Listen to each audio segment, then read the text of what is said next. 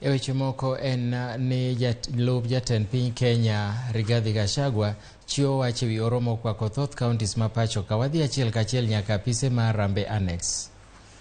There are several strategies that we have come up with,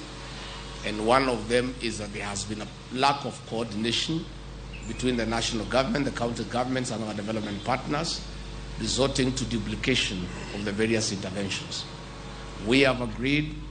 that county steering teams are constituted and made operational. That will be chaired jointly by the governors and the county commissioners,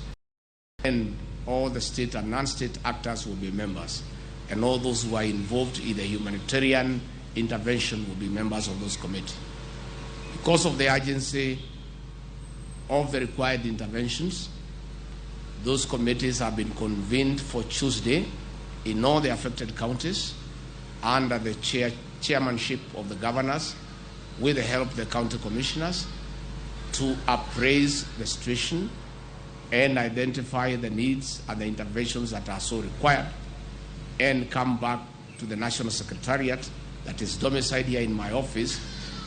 for intervention and supply of relief food.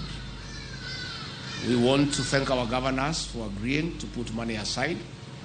to partner with the national